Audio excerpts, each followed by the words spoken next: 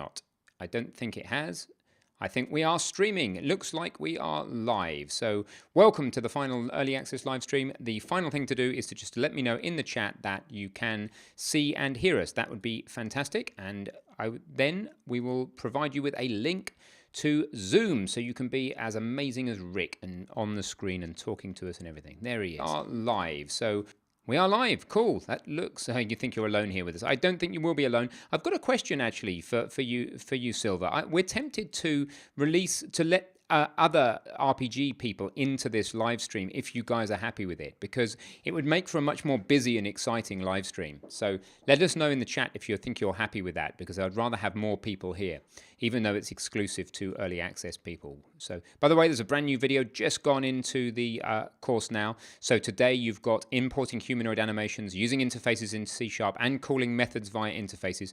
3 brand new videos in there for you today. So that's good news.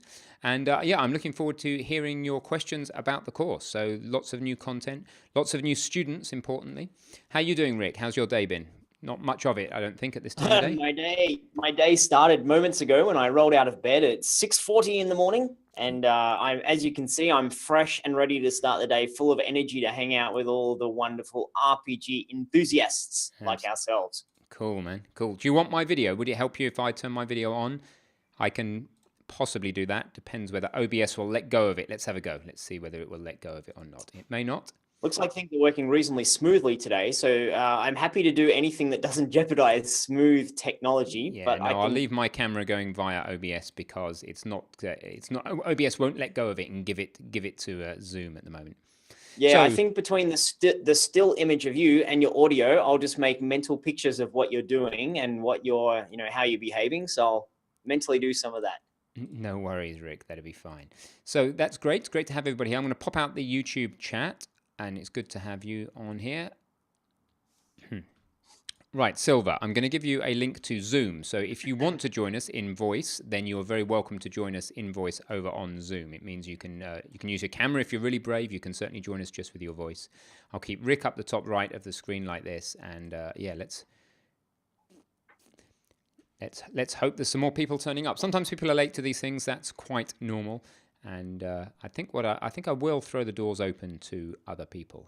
I think it makes sense to just make the stream a little bit busier. So let's pop over to Discord and just let people know that this is happening, and they're welcome to join us. I'll put it in the Unity Lounge.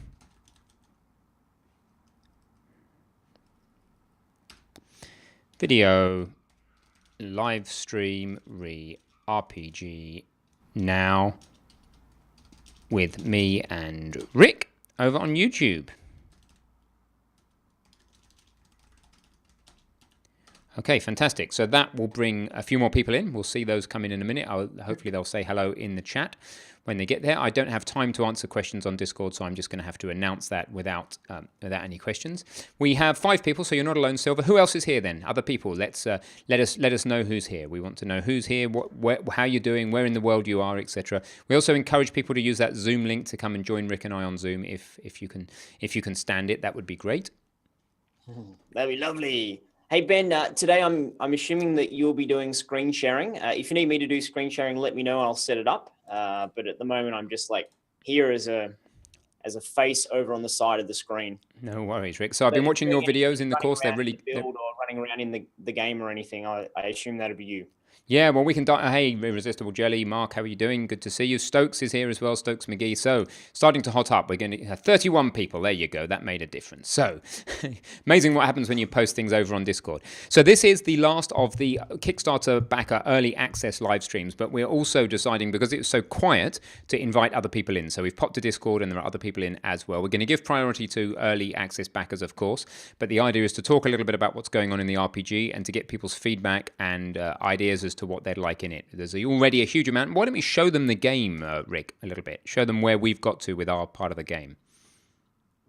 That sounds delightful. So let's just going to check OBS, make sure that that what we're seeing is good. Hello from Oregon. Hello from Spain. Hello, everybody. So Rick has done a fantastic job in this part. Let me maximize this game here. Rick has started... the crazy tennis ball. You haven't seen the crazy tennis ball yet, Rick. That's going to be a new one for you. But let's go to a different build of this game, actually, for a moment. Let's go to Rick. I haven't seen that. That sounds quite a worry, but sounds quite exciting. It is. So here's our player with his what type of weapon is he using here, Rick, the player? I'm a little bit a delay on what I'm seeing on the screen, but now I can see that you took my request of, hey, can we make the projectile larger for now? I can see that you took that literally. Very good work. Look at that. He's carrying around a tennis ball. That's true. And now we're going to switch back to the main, to the other build, to our prototype build. And I'm just going to zoom out in the, scene view here. And maybe Rick, do you think you've got the bandwidth to talk people through how you've laid out the scene from a design point of view, this first level? I can try. I think my upload might be a little bit poor to do that. So okay, well I can just talk. What we could do is, if you're going to run through the scene, I can talk and you can try to find the appropriate part in the build that fits that. Yeah, absolutely. Let's do that. Let me see if I can make Zoom put you on top permanently. That would be better. Oh, Anvi, somebody's trying to join us. That's great. It'd be great if you do join us. You're not quite got your video coming yet, but it'd always be good to have other people built in. So I'm going to make a little bit of room so we have a permanent thing down the left-hand side there. And we're going to need the YouTube chat because people are going to be asking us questions in the YouTube chat, that's for sure. What's this Zoom thing, Lubby? Zoom is a chat program a bit like Skype, but supports more people and has some more features. So yeah, that's what Zoom is. Hello from Latvia. Hello from Oregon. So Rick, yeah, talk us through your thinking with regards to this level flow in this early build of the game. Mm-hmm. Well, the big challenge that we've had when creating the level has been we want to get deep in terms of teaching all of the students level design and level flow and good level practices and how to create your entire game, not just one level, but all of the levels and continuity. But at the same time, we're prototyping. We don't have all our mechanics in yet. We don't have our features in. So if we get too hot and heavy with creating, we're finished with a level, at some point in the next, maybe, the short term, the next part of our project, we might put in some features that mean that our level flow doesn't quite work. So pardon me. So it's all about prototyping at the moment. And what I wanted to do was prototype distances in particular, distances, flow, and the feeling the player would get running through our world. As you know, we've got a fixed perspective camera. So when we start at the top, we want to give a view of what's going on in this level and do a little bit of showcasing of our art. And in terms of prototypes, it's important to have at least one little pocket of your prototype that shows some nice art. Might not be final assets, but at least heading in the right direction, the right colors, the right lighting, the right mood and tone. So that's what I was trying to do up at the very top of the village, is give the player a view of, aha, this is what's going on in this area. And then I really wanted to check what's the distance? How far can I run, physical level size before I get bored, before I need to have combat, before it becomes, what am I doing in this game? I also wanted to get a feeling for how long do I need to run before I get some sort of story hook. And at the moment, I've left the story very, very high level for the prototype village, for the level we're working on, and for the game in general, so that we can, as we play through our game, we can start to feel what should the story be, who should the characters be, what's going to be interesting, and for our game, what's going to be funny. So as we're going through, and I see you've got the build with the windmill in the right spot, that's good. I moved it around the other day just playing around with stuff, is as we get down a couple of bits of combat, I see this as being an early level in the game, and then have our big moment of excitement being in the village green right in the middle there. I'm not sure if that's going to be a fight with one guy, like a bossy kind of fight, or 30 guys. As we get more functionality with our enemies and with our combat, that's where we're going to be able to stage a really cool fight scene, I think. And really, from a prototype point of view, it's a nice arena type size. So I wanted to create all those things in this prototype, a view of the art, pacing of flow with enemies, and then a nice big old sort of arena where we could test out what happens when we have lots of enemies coming in. Fantastic. Thanks, Rick. Great overview. So there's a huge amount going on behind the scenes in terms of the coding architecture as well. You'll be able to see that in the course. There's a load of new stuff. We're teaching you about delegates and how to build the observer pattern on those. We've just put interfaces into the course, so I can show you the slides. I've just, hot off the press a few hours ago, we're showing you how to use interfaces for things like doing damage. We're going to be showing you how to use coroutines properly. Lots of new stuff that's really going to give you tools that are going to allow you to make these games great. So that's fun. So we've got a question here. We have a question from Patrick. Does it cover modeling? No, we don't cover modeling. See the Blender course for that, Patrick. You're probably aware of the link, but I'll just give you a link now if my autocomplete will work. There it is, just being a little bit slow. Very, very slow, actually. So no, it won't cover the modeling as well, because that would just be a little bit out of scope. That is an entire course or 3 in its own right. But we will be covering the whole Unity side, everything about the game design, etc. We'll just be taking the art assets as a given. So hopefully that answers that question. Guys, it would help if you, when you ask questions, if you prefix it with QSTN, and then we can just find them a little bit easier. So have you got any questions for the community, Rick? There's a question. Yeah, I do. Thanks for asking, Ben. No worries. And we're talking about level flow and level design, and me, I was talking about the juggle of how deep do we get into level design type theory and practice at the moment, while in our game, we've just got one level moment as opposed to a full-on level. And my question is, in terms of the level of comfort and familiarity that you guys have with creating levels and the amount of depth you want us to go into, in terms of, on and on, I've been creating levels for so many years. I know it really well. I'm very comfortable with it, very confident with it.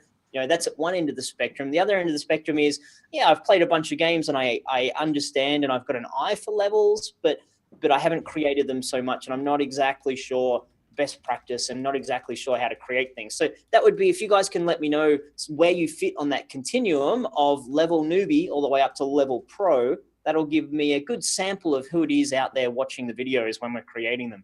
And then therefore how deep to go when we are creating our level instruction.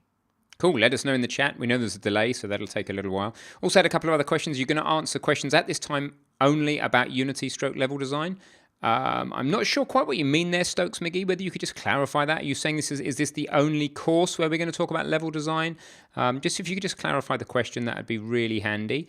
Are art assets provided? Absolutely. All the art assets that you're free to use. We should also send a huge thanks to Robert, a member of our community who's built a lot of these art assets. Mikey's collating them, bringing into the world, making some himself. So it's a great joint effort. All the art assets will be provided and you're welcome to use them in any game you build, although obviously you're going to want your games to look original, so you're going to want to at least change them, if not make your own. If I can guess at Stokes McGee's question, he or she might be asking, are you guys, can we ask anything? Are we going to talk about more than just Unity and level design? Maybe that's the guess. And in these live streams, you guys are welcome to ask any question about any topic, ideally about the RPG and ideally about making the RPG. Questions such as where do babies come from might not be so appropriate at the moment. But anything relevant to that, we're happy to talk about. And if Although I do get those questions from my kids. Where did I come from, Daddy? Well, go ask your mum. Never good. So we've got a few people saying they're level newbies, which is good, and a few people refusing to answer. I refuse to tell you my level skill. Yeah, well, from my point of view, we haven't really told people enough about that in any other courses, so I would like you to give them a full service treatment on that, I think, Rick. Yeah, that's the idea. That we're going. Oh, correct, excellent. Yeah, we're going. I'm trying to go nice and deep and slow on creating levels, but at the moment, because we're talking about our prototype level, and this is not the section of the course where we want to create worlds and create levels and really get into that. It's going to be the stage one of talking about levels, and a lot of talking about combat, because that's what we're creating at the moment is combat, enemies and damage. And pretty soon, I'm excited to be. Unless I'm mistaken, it's not too far away, Ben. We're going to be getting very into creating all the stats and our spreadsheets and all of the lovely numbers that RPGs are so powerful with. Yeah, certainly. Well, that next section for that. So we just this section, obviously, we're just trying to get the core combat nailed, a bit of damage, etc. And yeah, they're looking forward to that. There's so much to do. It's a huge project. It's very ambitious of us. It's very hard for us to both build our game and I've just spotted the castle. Sorry, I didn't see that before. That's very exciting. It's very hard for us to to both build our game and teach you how to make a game at the same time. But we will succeed. We like taking on challenges. It's looking quite pretty. We're not even trying to make this thing look pretty yet, by the way. The question du jour is going to be about how many parts there are to the entire course and what people get and payment and all that kind of stuff. There's already been a couple of questions there, and I've seen a couple of questions on the forum on that. And I saw you had a pretty good response to that before, Ben. Yeah, so my line on that is that 3 parts, I think, is what we're going to need. The one, it simply won't fit in one course. That's the bottom line. Your 550 lecture limit on Udemy ain't going to fit. So 3 parts, I think, is what we're going to be aiming at. About 20 hours each, could be more than 20 hours each, but I'll say at least 20 hours each. And the current thought for part 2 is it will be out in the summer, and that we will offer it for $10 to anybody who's got more than 50% of the way through this course. So the way to get the best value on the next part is to consume this content, because unless I'm mistaken, the Kickstarter backers will get all the parts. Oh yeah, the Kickstarter backers will get everything promised on the Kickstarter for free, as always with all our Kickstarters. Yeah, no question. That's why you back the Kickstarter, guys. You get however much it takes us to get this delivered, you get all the parts of it for free. So wow, that was a massive neck scratch I did there. It's delayed, so I can see all the stupid stuff I do on my iPad about 3 minutes later. It's not quite that long. So goodness me, imagine if you saw all the stupid stuff you did all day long. That I would be very, very depressed and not able to produce any game development courses whatsoever. I don't think I do much all day long apart from stupid stuff, although I have been trying to crank out the videos in the last day or so to please all these guys. As you know, guys, you buy a course from us and then before you know where you are, it's twice the size of when you bought it. So same thing with this RPG. We are pushing out new content. It's about an hour and a half's new content since you bought it yesterday. And that's something good for us to touch on briefly. I know some people have been asking about that. Hey, are you guys, how much of the course is there at the moment? And we deliberately don't create the entire course and then release it to people, because then you guys don't get a say in how it's created. You don't get to shape it. You don't get to steer us in particular directions. So we've got about 10 hours of content at the moment that we've been creating with the wonderful input and feedback from our early access guys. Now the course is open to everyone, and there's the opportunity for you guys as you're going through it to say, hey, I'd like more of this, less of that. That doesn't make sense. Can you do this? And then that's what we put in the actual course. We find that's the best learning journey rather than just like, here's 100 hours of stuff. Go for it. Absolutely. So got a few questions. Irresistible Jelly, at what point in game development do you recommend replacing placeholder items with permanent game assets? I'll talk to it a tiny bit and then Rick will cover it in the correct detail. It slightly depends on your camera, actually, is one thing. So we have a fixed camera here where nearly everything on the screen is at a similar distance from the viewer. So we don't have to worry about things that may be in the very far distance that we may spend a lot of time building and never get seen. Everything's going to either get seen or not get seen, if you see what I mean, as the camera pans around. If your viewpoint was down here and you could look out miles into the distance, then you could start getting into arguments about building up the level of details of things more slowly so that you don't waste your time on high detail assets in the distance. So that's one answer on it. Rick's going to give you another answer right now, which hopefully will be compatible and complementary. Now I'm sure that'll be complementary. Now, if you're solo and you're buying assets from the asset store, you've got an artist or wherever you're getting it from, if you've got them already, then put them in if they're simple to put in. So if it's just a matter of putting in, here's a building or here's a static asset, boom, there it is, then put it in as soon as you've got it so you can start to get a feel for things. If you're creating the assets yourself, then I'd say, or you're commissioning someone to create them, I'd say don't create final assets until you've locked in decisions with your design and with your level flow and with your positioning and stuff. So make decisions on gameplay first. And then what you want to do, as soon as you feel that, yeah, I'm comfortable with my theme, comfortable with my direction, with my player experience, with my overall design, then create a pretty corner. What I mean by that, maybe Ben, if you can find what could be a pretty corner in our prototype level there, is not something that's gigantic. You don't want to zoom all the way out and say, let's make this entire thing a corner. Is you might find in our level, it might be a couple of buildings, or it might be the windmill and a building. And we'll say, let's make this screenshot here. Let's make everything on this final detail as soon as we can. and you get your artist working on that. So that should be, if it's an artist working on it, we should be like days and maybe weeks. We're not talking about months and months to make that pretty corner, and get your assets in there and stage it and put in, if you've got, textures and all that kind of stuff, get that pretty corner looking good, so that then you can say, this is what my game will look like.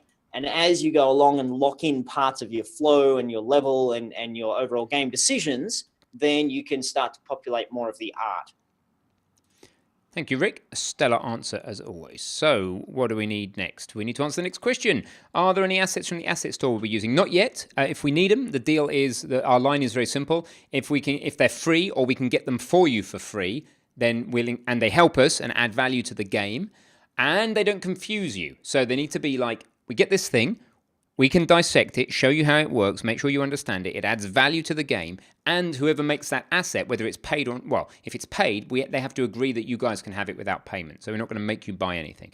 So maybe, not at the moment. Everything is in-house at the moment. The other thing I'd add to that is we would only use a free asset if it looks like it's going to stick around for a while. If it's something that we're a little bit unsure about, or doesn't necessarily look that popular or that well supported, then we don't want to put it into the course and then have 3 months later that's no longer available and people saying, hey, this thing that you were showing us, it's, I've gone back and reviewed the course and I can't find it. Yeah, exactly. It needs to be actually able for us to provide it to you as a download that nobody else can revoke. So yeah. Yep. So yes, but carefully is the answer. Remembering on ever, in your professional experience, is Blender truly becoming more popular, or is it still a majority? It's still a majority 3DX, Max, Maya, etc. world, but a lot of people are wising up to the benefits of Blender being cheap and free. Well, not cheap, but free and extendable. Cheap and free. Yeah, cheap and free, but extendable, crucially. So that is a real benefit to it. And of course, if you learn Blender, then the fundamentals will apply across to other tools as well. I'm just looking around Mikey's world here, which he used to create that animated teaser video, of course, which was a bit of fun. So, yeah, it's good. Amazing what you can do with Unity with very little time. We haven't really put a huge amount of time into this yet. Yeah, the other thing I'd say on this topic is, and I see a few art questions popping up, is we've looked at our early levels and we had this conversation, it looks like standard Unity asset pack. It looks standard textures. And I think when people see, like in Mikey's level here, he hasn't gone and put a lot of attention into the mountains because they're not that important at the moment, particularly when we've got a fixed camera. He's just plopped it in and played around with it, put some standard textures on there. As soon as you can, you want to move away from that standard texture look where it's terrain with green grass and that mountainy texture, because that looks very standard, very basic. If you can put something in there that's a little bit unusual, then I think people are going to look at your game, your level, your scene, and they're not going to see, just a standard Unity game from someone who's playing around with it. They're going to see something that's more about the experience you're trying to create. Yeah, absolutely. Mike has already started making different ground textures, hasn't he, that you're able to paint on. So, yeah, exactly. That's one of the first things we're doing, is getting away from the Unity standard stuff as quickly as possible, which leads brilliantly into, I wish I could pronounce your name's question. I see the water is moving statically. Are there any plans to make it more dynamic, and to include waves or rollover beaches, including foaming of the water, etc.? So if it's necessary for the game to make the game fun and funny, that's what it's all about, right? It's all just design driven. Going into shaders, we're not going to be teaching you shaders from scratch for this. I can tell you that. So if we did it for our game, we would write the shaders or get some shaders in and just provide them to you. But we wouldn't be talking you through shader code, because that's a whole new ball game, which we can't wait to teach someday. By the way, if you wanna see what shaders can do, go to shadertoy.com and just marvel at this stuff. In fact, I'll talk through shaders for you guys in a minute. But that's the first level answer on that, only if necessary. Rick, what do you want to add to that about the water? Call you Avi, no problem. At the moment, no plans is what I would say. From a level design creation point of view, in our game, the water's, well, you know what? There's going to be a couple of key moments where you're running across the bridge where we want the water to look pretty good. But I don't think we're going to go to tons of, rolling waves, hitting the shore, all that kind of stuff just yet. I think that would be in more of a polished stage. And because this is still deemed a prototype level, my intention is that this will go in the game. This level, the work we're putting into it, will remain somewhere in the game. but not necessarily. If our game doesn't call for it, if we decide after prototyping, we're not going to have water at all, we're not going to have rivers, we're going to have everything in dungeons, which might be the case. Like, I don't think it will. I think we'll have exteriors and outside because of all the effort we're putting into it. But we're not yet ready to invest in water because it's not a requirement just yet. I'd say that would be later in the project because it is very, very polished and doesn't really have an impact on the gameplay or the player experience in our particular game just yet. So that would be the more specific answer is not yet. Awesome. So there's a question about, can I place all the RPG videos back into a playlist on YouTube? There should be. I have just this moment nudged Lucy in for you, basically to say, let's make sure that's all correct. It is new, the YouTube channel, so please bear with us while we get it right. We're trying to put as much automation in place as possible. Poor Lucy has to do a load of work to make this stuff work. There should be there, frankly. If we look at maybe they're not public. Let me have a look. I'm just going to check the current state of play for you. If I can fix it right now, I will, but I don't think so. Yeah, this playlist is not quite set up right. Let me just fix that for you. I'll fix that when Rick's next speaking. I'll just fix it live on here because it needs fixing. So thank you for bringing that up. I've also asked Lucy, so if I don't manage to fix it now, we'll fix it later. Next question, regarding the block-out final assets, how refined should an MVP version of a game be to start trying and gather a community around it, etc.? So, Rick, if you'd like to speak to that one, I will carry on and get this playlist working. Yeah, that's a great question, and something that in our flow, we're just about at the point where we're going to start talking about that in a lot more detail, how you start to get people interested in your game, how you start to get player feedback from your community, how you start to make some marketing videos, and I'll probably do a little bit about let's get in and actually create some marketing videos. It's a real challenge because you don't want to overinvest in creating shiny things and then throw them away. So I'd say when it comes to your MVP, don't create anything that's going to be thrown away. Only create things that might be, we'll create it a little bit earlier than we would because we want our MVP to look good or we want our videos to look good. So create it a little bit earlier, that's okay. We did a little bit of that for our promo videos at the moment. I went and spent an hour or so just doing some changes that we weren't necessarily ready for yet, but is not going to be throwaway. So don't do a throwaway.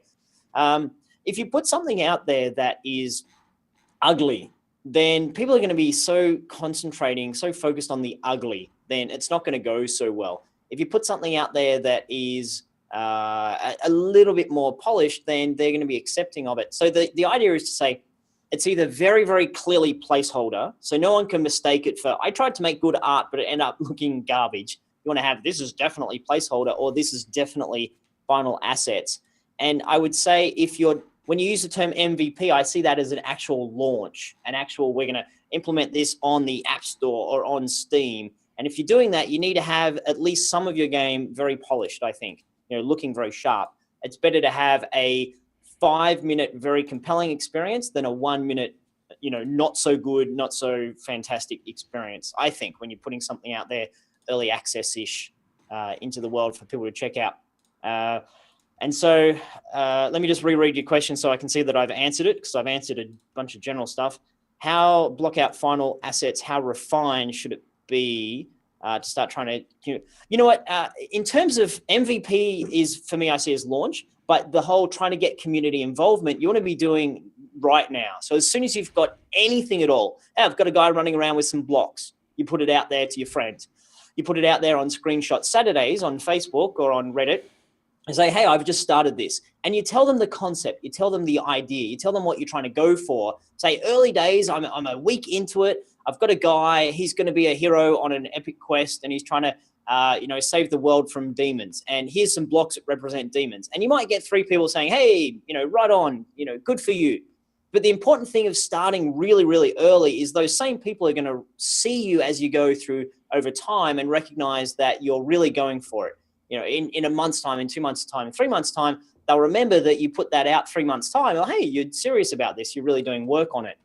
So as soon as you have anything at all, you can put it out there to the community. Just be very, very clear on what it is that you're putting out there.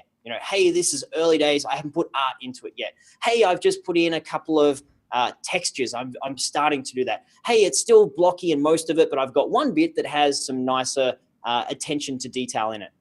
hopefully that answers your question. Wicked, Rick. Thank you very much. So I think I fixed those playlists. Whoever asked about that, Are you struggling to find the kind of quality let me shut myself up. So I think that's fixed. They were just unlisted, and they are not unlisted anymore. This is the premium YouTube channel, by the way, guys. So any of you who aren't on it are welcome to go take a look. There are some free videos on there. Most of it's behind the paywall, but there's a free 14-day trial. It's $3.99 a month at the moment, and we'll stay like that until we get our third full course on there. Then it'll go up to $10, which is about $8.99, and it'll never go above that price. If you subscribe now, you can stay at that price as long as you stay subscribed. You get all our content. In the future, it'll be HDR. In the future, it'll be 4K. It works in only about 40 countries, but where it does work, it's great. And then, yeah, that's it. Advert over. So, where are we? Can you place? Yeah, so I hope I've done that. And I've also asked Lucy to take a look for us. Regarding the blockout final, we just answered that. What engine do you guys like the most? It's this old chestnut again. Yes, we're planning to do something with CryEngine. CryEngine are very keen for us to do that. We're very keen to do that. Later in the year, we will be thinking about that seriously. Probably as an intermediate course to start with rather than a beginner course. Favorite engine, don't want to get into that. There's pros and cons of both, but my favorite's Unity. But not to express an opinion. It just because the speed that you can get stuff done without running into incidental complexity. But if you're trying to make a first-person shooter that wants to be beautiful and run on a PC with a lot of AI behavior, you just want to use Unreal. Unreal is an amazing engine as well. They're all, you need to try a few and see what suits the way you think, I think is more important.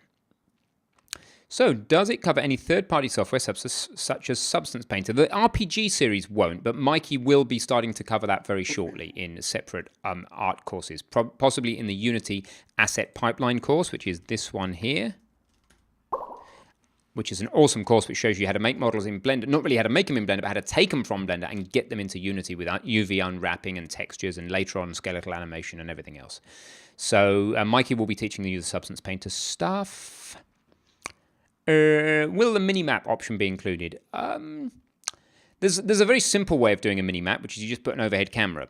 If you want a representative minimap, so you put an overhead camera rendering to a render texture, and then you put that up as in the screen. You just put a texture there, make it a render texture, target the render texture with a camera, boom, you've got an overhead map. But that's not a real minimap. Real minimaps are an iconographic representation of the world.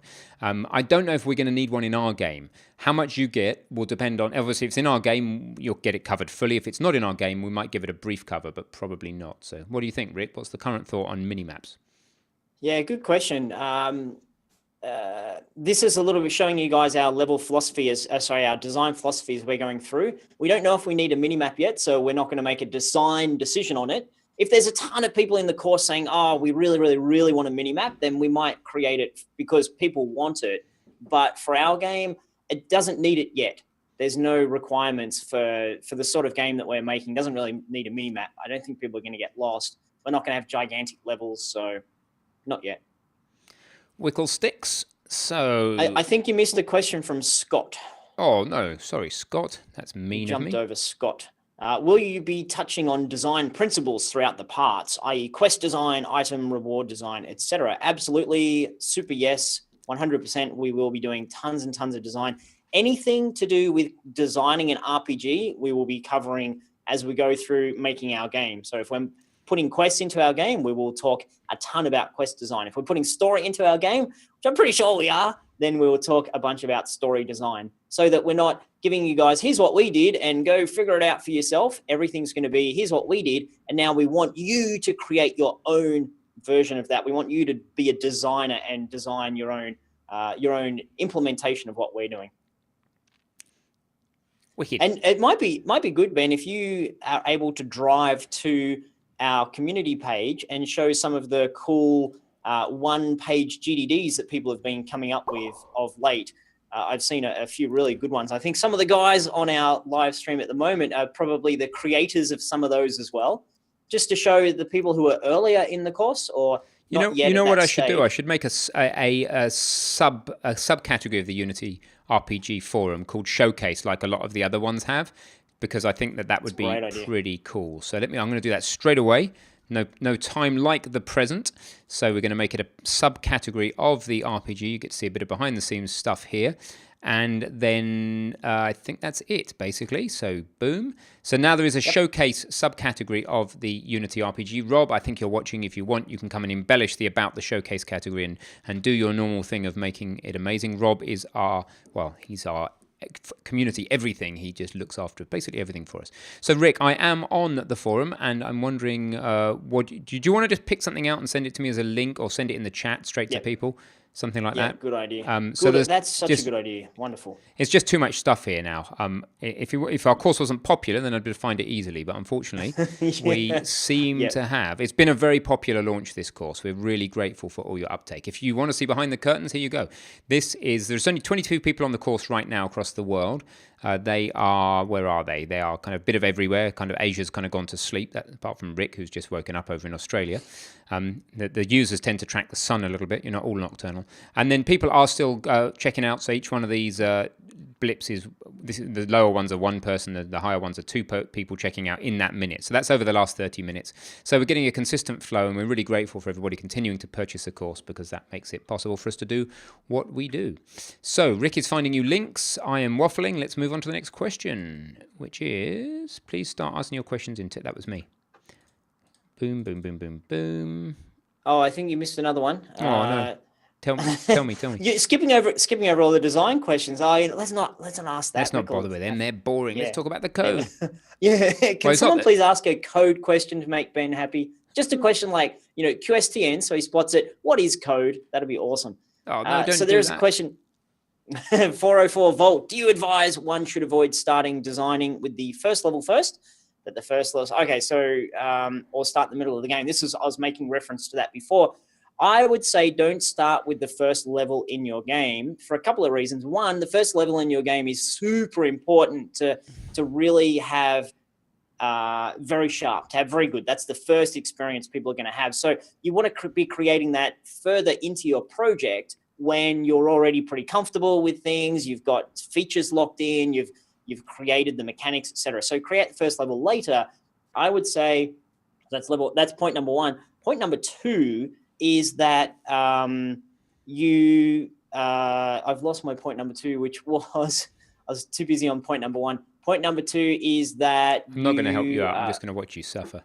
Oh, good Lord! This is what happens when you schedule these things when it's. So what we all need to do to help him is go, look at Rick. He's floundering. This is so terrible. We're so nice. Now let me think. Yeah, I know. Point number two I was going to make in terms of not having it at the start was, oh yes, there we go. Thank you guys for giving me that energy.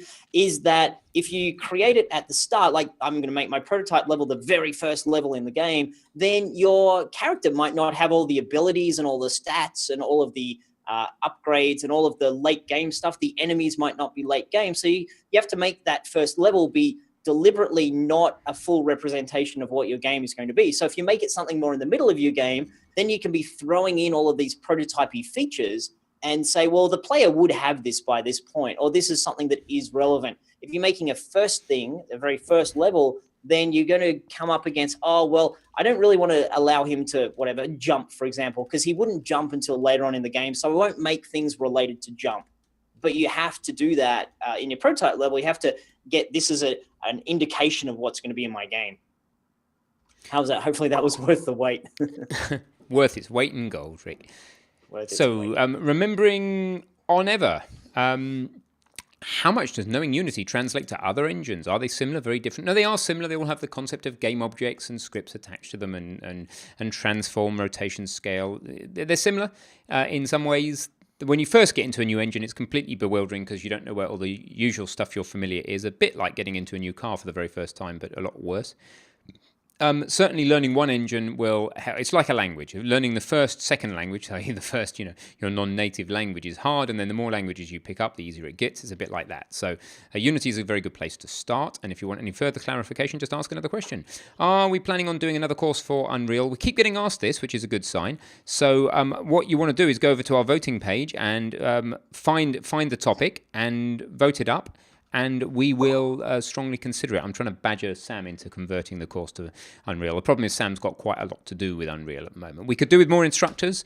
They're hard to come by. Quality instructors are very hard to come by, which is why we had to settle for Rick. I was waiting for that the whole time. There's going to be some sort of scraping the bottom of the barrel conversation. I'm done. I'm out of here.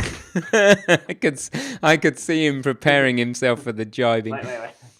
Terrible. Now I can't hear what you're saying, we've had to but scrape the barrel, pretend sucking tantrum. up dodgy instructors from the back end of Australia. But no, in seriousness, it's about number of communication lines to me. It's about automation. It's about all sorts of things. We can't really just bring more instructors in right now.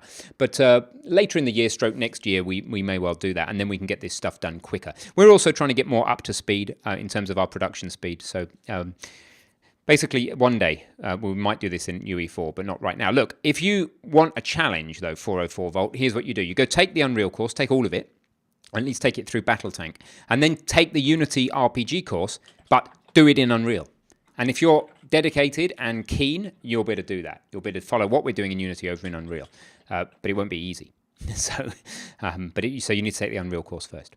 So Ben Stanley says, can you still back the RPG Kickstarter? No, still gone, I'm afraid. But the best way to now get it at the best possible value is to buy this course, the coupon I just gave you. There's an offer for the next few days. Take the course to at least 50% by the time we announce part 2. And then if you've got to 50% when we announce part 2, we'll give you part 2 for $10. Just those people who've actually demonstrably got through 50%. As for part 3, well, not decided yet. So there's your incentive to get it sorted and start taking the code. Question code. No, I'm not going to answer that. Oh, he's so excited. If you want to get your questions answered first, type in the code, question code.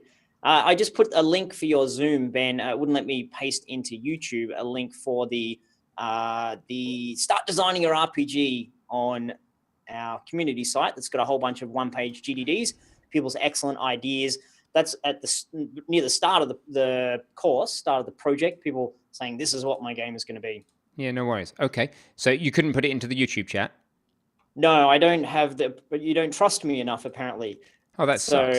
No, that's it asked me to remove any web addresses and try again. Well, that's a little bit defeating the purpose when I'm trying to give people a link. So. That is a little bit. So next time we'll make sure you have the appropriate access because you are vaguely trustworthy. So I'll paste that link to the forum in there, which gives you an idea of somebody's cool GDD. I will look at that in a minute on our screen. Rick, this conversation is going to drop at some point. I'd forgotten that we had not renewed my Pro Zoom. So when it does, just ring me back on Zoom or I'll ring you back. That's not the end. Okay. Yeah, no problem. Not the end of the world.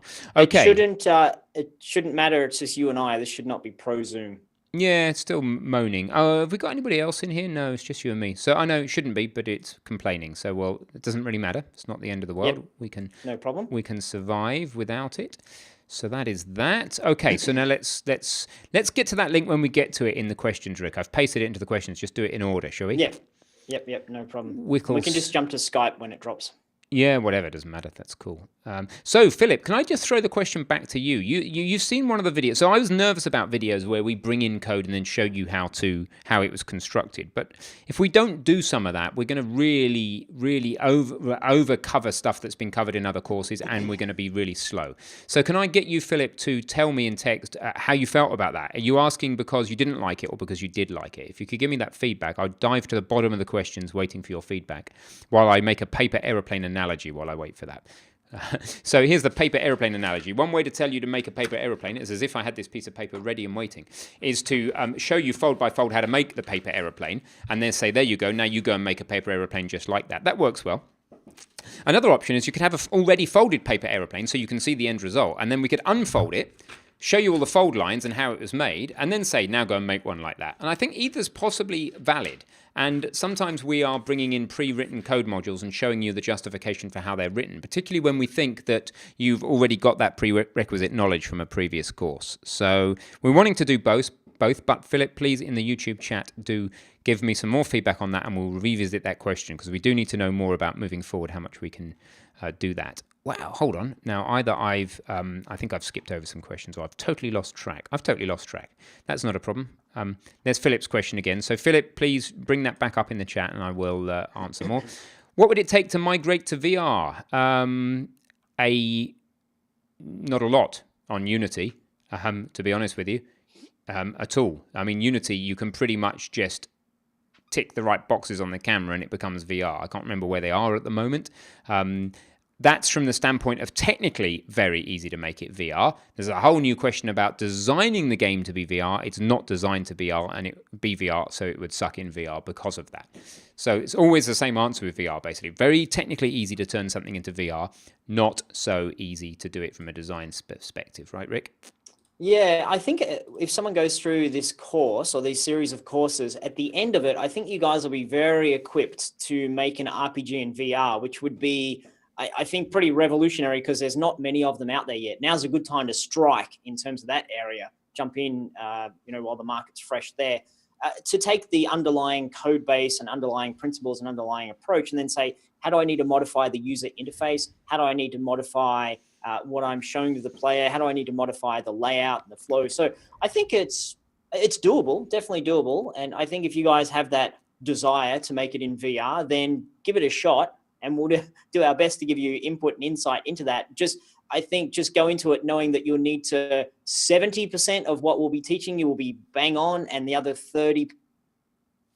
There he goes, Rick, you've died. So, he's not died, but I'll just ring him back. I'll ring him back straight on here. That should work. They won't notice. We did know that was going to happen, so that's okay. He should be back in a sec. If he doesn't come in, I will simply use Skype, as he suggested. I think this will work. Ding dong. Hello, Rick. Back you come. We knew that was going to happen just when you were in your flow. Yeah. So, the point I made after I dropped out was so good. Oh, well, I guess it's lost. It can't possibly have been. So I was just saying, did you see the 70-30? Did you guys hear that? Did they hear that? Did you hear that? I don't know if I'm trying to tune out when you're talking because it's you weren't paying attention. What was I talking about just now? I was just saying, I think 70% of our course is going to be super relevant and usable in a VR context. 30% you're going to need to figure out yourself to rejig, redefine, and forge new boundaries, I guess. Yeah, absolutely. Particularly with the combat, I would have thought that could easily suck if you don't do some major stuff. So, is it necessary to think on the level design and player leveling at the same time to make the game progressively right? I'll start talking to it and then I will let Rick add to it. So I always find the most engrossing games, for me, because I'm shallow, they go like this. Something like The Last of Us or any of the Naughty Dog games, Uncharted. For me, I love it when a game keeps me in the flow channel by upping the difficulty, but upping my capability through the entire game. So giving me more tools to shoot stuff with and then bigger baddies to shoot, right? On one dimension, that keeps me in the flow, and I love that. And I like that when that unfolds at the same time as the game landscape unfolds. So that roughly, when I finished leveling up, I roughly finished exploring the world. And that makes it really easy for me. I find it difficult to navigate myself through something like Skyrim, where you have to, for me, I have to, in a game like that, in any big MMO, in any big RPG or Shadow of Mordor, more Skyrim, something that's got tons of side quests, I find it quite hard to discipline myself to either not overdo or underdo the side quests. If you overdo the side quests, you level up too fast, the main quest becomes too easy. If you underdo the side quests, then the main quest's too hard. And and exploring the world is quite open from the beginning, so I don't find that quite as motivating. But it's entirely down to the player. Some people love that. So that's my experience of it. Rick, what's your thought on this? Yeah, a good question. I think you do need to consider them. Your question seems to be very much, do I need to be making levels that are responding to players leveling? I think in terms of the layout and the geometry and the structure of them, the levels shouldn't be that much different from early days to end days, maybe a little bit more complex. But in terms of the flow through your game, the player progression, placing enemies or having enemies in there, having interesting encounters, having the game get more difficult, a Skyrim type game can do that by saying, here's the areas that are available to you, which is pretty much the entire world. Here's the areas where you're going to do fine because there's low level type encounters going on. These parts are going to be too difficult. And I know when I played Skyrim, I'm like, oh, this is pretty good running. And the first time I hit those, whatever the giant beasts were, and they were 20 times more powerful than I was, I'm like, oh, let's go kill these guys, and like snot, and I was gone. And then I realized as a player, okay, well, I need to advance. I need to level up to be able to go, I'll come back to this spot. In our game, because we're going for more of a linear flow through it, an A to B type style game, more of a Diablo style flow, what we're going to have to talk about is either in level 10, we expect the player is going to be at this level, or have enemies that take into consideration how powerful the player is. So spawn a crazy demon at this point if the player is a certain level, spawn, you know, a little rabbit if the player is at this level. So yes, you need to take all of that into consideration, but I wouldn't go and change your level geometry too much, saying later level needs to be way more complex or crazy or difficult. There you go. That's the proper answer. How was that? So we've got a bit more feedback on this bringing code in versus not. So Avi's saying, how about if I don't go on the course where the code got written? That's not quite how it works. We're talking about writing a little bit of code offline for this course, providing it to you, and then bringing it in online on camera so you can see. We always, if you do exactly what we do and use the downloads we give you, then you'll get the same result as us. But at the end of the day, we want you to build your own game, which is why we're building one game ourselves and then showing you, you know, taking the assets from the project we're building and then trying to provide them to you. So you certainly don't need to go to any other courses to get anything. As long as the code is covered, it's been covered for sure, blah, blah, blah. Okay, yeah, people generally find reading, seeing people write out the code beneficial, mainly because of the order that the code gets written in. Looking at a piece of code once it's written is very different because the history gets lost, right? It was written in a certain order, and that's a big part of it. Yep, that's fine. So I'm not sure where you're up to in your questions. Were you answering Philip's follow-up to the previous question about code on screen? And the block around that. I think his point, I don't understand the time limitations. I think maybe that's something we can explain a little bit more about. Oh, he doesn't understand the time. So I thought you said he understands the time limitations. Yeah, oh, sorry. No, I understand the time. Oh, my bad. Sorry, Philip. You do understand. Look at me making you look like you don't understand. I think that's something that if we can communicate that a little bit more, I think people will understand that in terms of us, we're trying to make a full game. We're trying to show you guys lots of stuff, like huge amounts of stuff. If we create every line of code on screen, then I think this whole journey is going to take us 2 or 3 or 4 times the amount of time, as if we can create things in our game and then say, okay, this is an important part to go and show people, teach people, go through that nice and carefully in detail, but not to do every single thing on screen. That slows our process up of getting you guys lectures and content and progress. Yeah, there's basically 2 ways we can do this and get enough speed for you. So this is our repository. This is the linear way in which we produce videos. One way, and to contrast, this is the actual project development repository and its history. Much more messy, many more people, lots of branches, lots more complexity. So 2 ways I think that we can get up to speed. One is that we just do everything live with you. We just do all our development with you guys on camera. The advantage is it's completely raw. This is how we do it, working it out as we go along, scratching our heads. This would be from section 3 onwards. We'll try this. Not section 3. Yeah, section 3 of the first part onwards, the next section. We could do that. The disadvantage is we will take you down a load of blind alleys like that. We will do some stuff and then undo a bunch of it, because that's just what happens when you do the development, and you'd have to come with us. If we went down a significant blind alley, we would change the flow of the course for future students, but those who followed right behind us would have followed us down that blind alley. And if we don't follow right behind us, we won't make any videos because we're not going to be leading our way through it out with you. So the people who pioneer the taking of the content with us would get some issues if we did that, and it would slow us down a lot. The other way of doing it is that we just make our project over on here, and we start providing you, we do a bunch of commits, do a bunch of work in a day, and then each day, each of us, me and Rick, and maybe Mike, if there's a lot of art-heavy stuff in here, come along and do you like a daily update, and we provide you a tag in the version control to go to and say that, okay, this is the video name, 3 section 3 RPG or whatever, and some name for the for the video, and we say that in this video we're catching you up to this point, and we recap everything we've done, looking carefully at the version control, and we talk you through the code, and then we challenge you to apply similar changes to your game. The thing is that that's very much bringing in stuff. And it's going to be a little bit harder to challenge you, right? But we need to try these things, I think. We're willing to redo content if necessary. We do need to do something to get up to speed a bit faster so that we actually get this game shipped. But at the same time, we don't want to lose any of you. So please just keep giving us candid feedback, and we will adjust and experiment until we get the format correct for you. Obviously, the best quality for you is that we keep building the game on the side and then translating everything across. But as the game gets more complicated and we try and pick up speed, that's really going to hold us back. So yeah, we'll do the best we can is the answer. Yeah, take a lot of responsibility from your own learning. That'd be really handy. I'm getting a sore bottom. Not that anybody wants to know that. I don't spend that much time sitting.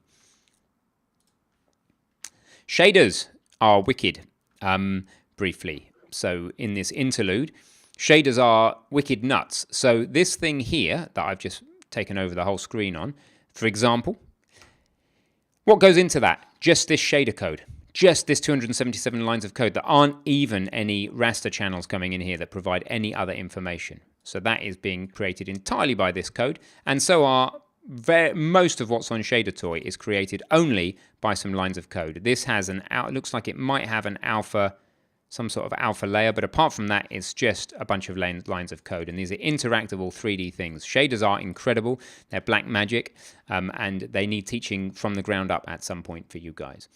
But right now, we ain't doing it because it's a whole new can of worms. I'd consider shaders advanced topic, sir. So how are we doing for time? We are about an hour in. We're pretty much at the end of this. So it's a question now of just answering any final questions you've got. And yeah. Oh, Irresistible Jelly. Just like to be a pain. I like the current format. There's nothing really in the course yet that hasn't been covered in some format. Yeah, so the current format's good. I think we need to move on a tiny bit from the current format to speed things up. But look, we'll do our best. There'll be no changes till section 3, and then we'll try a bit of a change in section 3, see how we get on. So it's the best we can do. People are still buying the course. That's wicked. That's what we want. So, guys, I think it's time to pretty much wrap up. It's late for me. I haven't seen the family very much. It's early for Rick, and he's probably got my videos to follow. We'll have a quick chat after this, Rick, so you know what I've done. Yeah, see you guys on the next live stream, which will be a very public live stream when we do another one. And we'll look forward to seeing you. So thank you for being... What are you? Loyal students?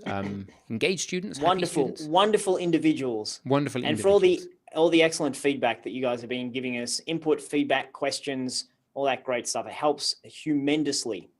Yeah, we'll be doing advanced courses, absolutely. So we are still filling the base of beginner courses, but that's nearly there.